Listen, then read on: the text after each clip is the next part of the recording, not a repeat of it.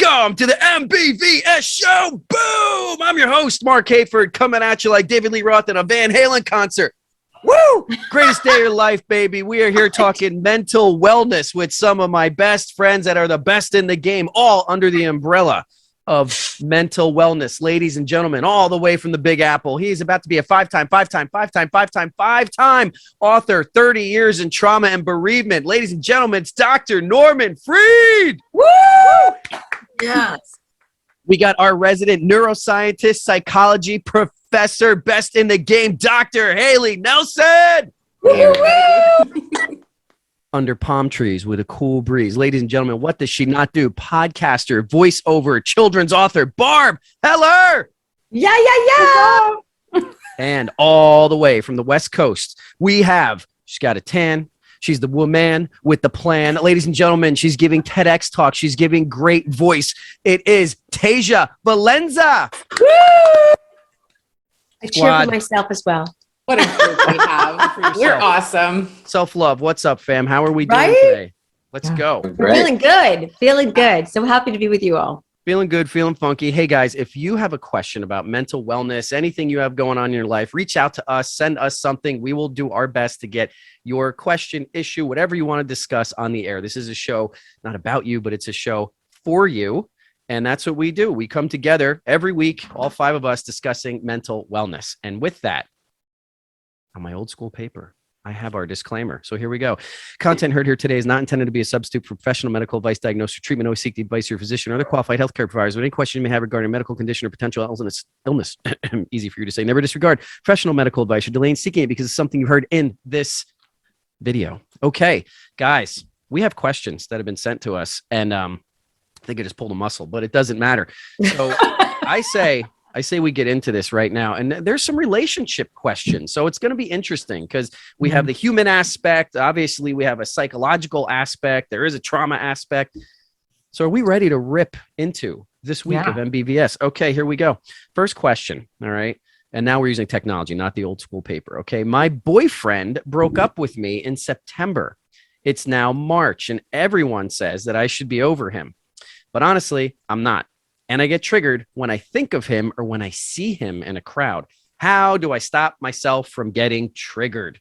Interesting question. This person is not alone. And I'm sure this is an age-old question about love, romance, and breakup, but it goes deeper than that. So who would like to jump in and attack this question? Barb, give us some Barb bombs. So I wrote a show about 100 dates that I had been on with 100 different people, not on purpose. It just was the play out of my life from age 24 to 32. So I have a lot of experience in getting over people that I liked or people, didn't like me enough to stay in relationship. I've also been through a bunch of dating seminars, workshops, dating coaches. I've spent way too much money on that type of therapy. And I learned so much along the way. And the thing that resonates for me the most right now in my life as someone who had shorter lived relationships than I would have liked to, and felt attached to someone who wasn't attached to me is from a quote that I got from therapist, healer, author, incredible speaker, Oprah loved, Byron Katie, who I actually got to speak with this week. And she said the same thing to me that she's always kind of said through her work to me, which is, oh, honey, you have to wake up with yourself every morning. And that's your first love. And that was a really good impression of her, by the way. But I do voices, but yes, you the do. thing that I want to give as a take home to whomever this is, and I hope it resonates with you too, is that for those of us who are suffering from, I wish that this person didn't trigger me anymore. I think what those words actually mean is I wish that I still didn't feel attachment to that person. And the way that I have found to let go of the suffering is to love them, is to just love how it makes me feel, to love what I've learned from that person, and to really consciously take steps every time it comes up to say, oh, how wonderful they came to visit. And I think when we love the things that hurt us, that trigger us, there's so much in that question. There's a lot more that person's asking than just, how come I'm not over it yet? But the how come I'm not over it yet to me signifies, why am I still attached? And the way to really let go of a person is to love them. And it sounds really cliche. It sounds really simple and easy to do. It's not always easy to do, but it actually is pretty simple. So that's my 2 seconds advice on that. And I hope that it helps. I love that advice. And it makes me think of forgiveness, right? I know that's a big thing that you, Barb, love to talk about. And when we forgive people, we're forgiving them for ourselves, not necessarily for them. So, but my perspective when I was listening to this from a neuroscientist and psychology background, I'm just thinking that their nervous system has been primed to always see this person. And, you know, a song comes on the radio and now you think about that dance or that first kiss, or you know, somebody walks past you in the grocery store and they happen to be wearing the same cologne as that person. And now all of a sudden you're bringing back those memories as well. And I just want to reassure that this person that that's totally normal. And that happens the more, and you know, different people might use different terms, like the more energy we put into our thoughts and our actions, then more likely those are the things that are going to manifest. But there's actually a neurological evidence to support this, right? The more we're practicing and engaging in behaviors and thoughts, the stronger those neural connections are. And so we can use terms like priming, which is what we would use in the psychology field, but then we can also use terms like neuroplasticity, which we would use in a neuroscience world, right? And it's really the same general concept that the more you use it, the stronger those connections are going to be. And so I want to reassure this person that yes, it's totally typical that they're experiencing these things because their brains have been wired to notice all of those little things that have been primed into their system. It's like when you go to buy a new, I don't know, white Mercedes, right? Then all of a sudden you're seeing all these white Mercedes on the road, right? You're primed to notice those stimuli and those behavior patterns. So just know that A, it's totally normal, and B, that you can also take that knowledge and be able to create new habits and new thought patterns and create new trigger points, right? You can reset that song that no longer is going to make you think of that person, but now maybe make it think of, you know, a new activity that you did with a friend or something for yourself or a good book that you listened to, whatever it is, start creating those new patterns so that you can, because our brains are so plastic, we can create these new meaningful connections with some of those trigger or some those stimuli that may have been triggering in the past. Wow. I love that. And I want to add to that. Both of you are saying about loving the other, loving the brain, and I would add loving the self. So one way to help you with the trigger is to recognize what it is that makes you feel so good about who you are, not allowing the other to define you or remind you that you are good. Please recognize that when you're triggered, you're assuming that the other person who left you he took with him all of the treasures that you felt when you were together. He just took his flashlight away from you. The trove of treasures is always inside of you, just lost the shine. So remember to go inward and recognize that we can love the other, we can love the brain and its functioning, and we can love the self that recognizes those gifts are still inside of me. He didn't leave with all of them. He just took away the light. And I'm going to shine still with the light of others or from the inside light I have. Remember who you are when you're at your best and recognize that that level of love for the self is going to be as powerful as the neuroplasticity in loving the brain and in the loving of the other when you let him go. Beautiful. And I'll just finish off saying, you know, I've certainly had that experience many, many times. And that, you know, the part that really helped me understand is that even just again, the brain, I love the brain too. I'm a very emotional person, but understanding that, you know, as women, we release oxytocin, which is our bonding. That's biologically what we have to keep our babies from leaving them in the forest when we're cavemen. Otherwise, you know, we would just leave them. But we literally, again, this oxytocin helps us to make the love. And that's the same thing we release in our relationships, I think, even at a higher level than men. And so I learned a long time ago that it can take like twice as long from the time that you were with somebody to get over them, but understanding that part of it is a hormonal releasing, that you are very much triggered. So every time that song goes on, you're feeling that love, but it's not all like, oh my God, I'll never get over him. You really see this oxytocin, which was connecting you. And so having that awareness really helped me to be like, oh, it's not just all me. Like, I'll never get over this person, because I felt that way about that guy too. So it really helps me to understand, like, okay, time really does heal a lot of wounds. And not to be so hard on yourself that it's such a short time. Everybody has their own period, but actually the longer you do go and the more you do reset and the more you fill your own cup with that love, the more it's just going to get better and better. And one day you'll be able to see them and say, wow, how did I even feel that way? You know, so I don't know how, has anyone had that experience where you were so in love? Hello. And you're like, and once that, you know, that shift happens, you're like, did I really suffer that much? So anyway, I hope that helps. Time is a healer, understanding that aspect of the brain that is not all like love, but there's some things going on triggering hormonally. And then just time and self-love that it's going to happen. It's going to be fine. And you're going to heal. I mean, we can also point out there's 8 billion people on the planet. So get a new man. No, I don't know. Yeah, Or woman. Or woman, right? Or whatever's happening here. Well, listen, this is interesting because all these questions that we have today are very relationship based again. And I love it because I feel like we don't intend to do this. We just kind of take the questions as they come in. But I always feel like the show kind of flows and it kind of creates itself. So this is the relationship episode of MBVS, ladies and gentlemen. And here we go with question number 2 for our esteemed panel professionals. Okay. Why do I have friends? No, it's not the question. It's the beginning of the question. Why do I have friends that keep me out of the loop? It seems like I'm the last to get invited to parties, the last to hear when one of them gets engaged. Like, what am I doing wrong? I mean, just off the top of this, and this is kind of very vanilla. We don't have specifics, but maybe these aren't friends, but just my thought. Let the professionals see what you guys think. Who wants to weigh in on this first? Well, maybe they used to be friends, but people grow apart. Remember, we meet people at complementary levels of maturity. And sometimes we grow at different paces and we lose connection. So maybe the people that this person is speaking about have grown out of one another.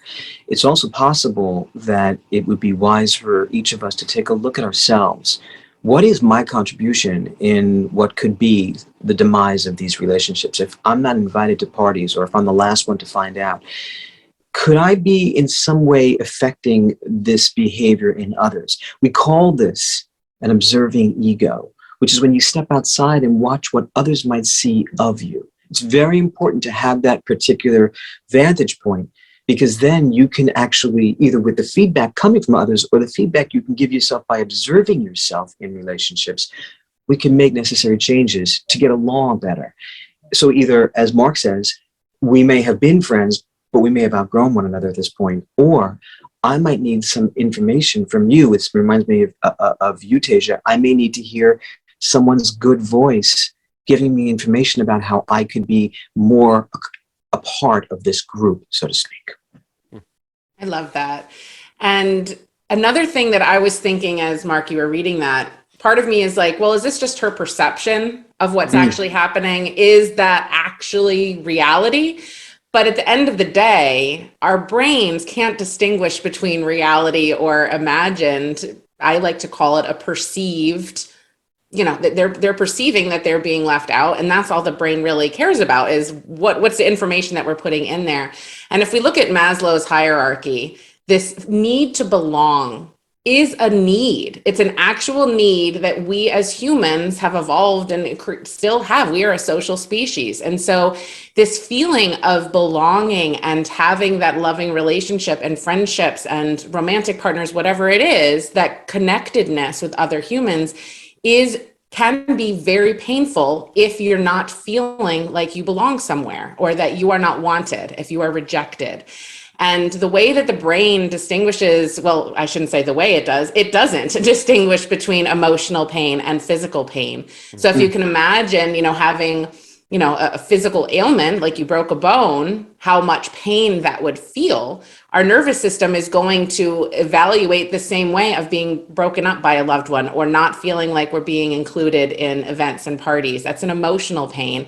And the same pain response and same stress response system is activated. And we do see releases of opiates in our brains during these stressful times. It's part of the healing process, whether it's physical pain or emotional pain. And so I want to allow, make sure that this person knows that what they're feeling, whether it's reality or not, it's that perceived pain. So one thing that hopefully this individual will be able to work on is that perception. And even if it is true that they're the last one, you know what? At least you were still invited. At least they still want you there, right? So kind of change that mindset and shift your perspective so that it isn't so down, so it doesn't trigger that pain response system, and can, look at it more of an optimistic point of view. That would be my advice. If I could jump in, I have a thought on what you just said. It's interesting because like people, Simon and Garfunkel, Hall and Oates, right? Like nobody wants to be Ringo, but like you don't see Mark playing drums in the Beatles, right? Do you know what I mean? Yeah, I'd be Ringo in a heartbeat. So I mean, like what you just said, and not that we have time for it on this one, but I wonder because this sounds like a whole day seminar where you could go on based on what you just said, bleeding into. Look at what we just all experienced on a global scale in the past 2 years, where so many people feel isolated, and maybe that's where this spike of depression and anxiety and everything else of why we're doing this show in the first place. So that's probably for another time, but just some 100%. some thoughts to drop in there. All right, ladies, any takes on this? I could go really quickly. I think you get what you seek. And I don't really have anything new to say past Dr. Haley and Dr. Norman. It's hard to follow those two. It's hard to follow everyone in this group, but I enjoy it because I learned so much. But I'm just reiterating basically, also from like the soul level that like your spirit is here to learn something really deep and big that, informs everything else in your life. So when you came into this world, according to like the spiritual text that I studied, you were like, I want to get over this thing and I want to grow in this lifetime through these series of events. And part of that is like your soul family, like who you choose to be part of your family, like meaning your friends, and also the people you chose to be your parents and siblings and things like that. And it may feel like you didn't choose it, but you're always choosing it. So however you seek, like you will find. If you feel like you're not belonging, check in with what Dr. Haley and Dr. Norman just said. Take a look at self. And a great prompt that I write a lot, which really is excruciating, but it's very effective in my life, is at the top of the page. I'll write, why do I love feeling like crap about X, Y, and Z? And the reason why I do it is because then I get to write all the stuff that I don't want to look at. It's not easy. It's helpful if you do it with someone holding your hand that can love you and just be with you to do it, but you can also do it on your own. So if I was this person, I would say, why do I love not belonging? Why am I looking for not belonging? What's the payoff for me? And that's wow. Great. That's great. I don't really, I'm thinking, well, what can I add to this? The only thing I really could add is that, the more our self-concept gets deepened, again, that sense of like naming this, that I am the last person, it tends to, again, spiral down more. So I would just say, self-love and again, self-concept of renaming yourself to be and saying that I'm loved, I'm lovable, and I am someone that attracts great people, so that you can build your own self up, so that whether or not you end up with the same group, maybe you bring yourself to a higher level and you attract a better group. So, it's really self-identifying. How do you feel about yourself, as everyone has said? And how would you like to feel about yourself? What would you like to feel? And then literally start affirming that I am loved, I am beautiful, I am powerful, I am confident, I am worthy, I am enough, I have great friends, and really identify this and affirm it over and over, so that you can bring your energy up, because ultimately people want to be around people that feel good and are positive energy. And when you're feeling low, of course, the more you feel low, it kind of has a self spiral. So I would say take self-love, program it in the I am form, because that's the most powerful words you can say. Whatever you say after I am or I have, consistently and with conviction, tells your future. So what do you want your future to be? I am ending this show today.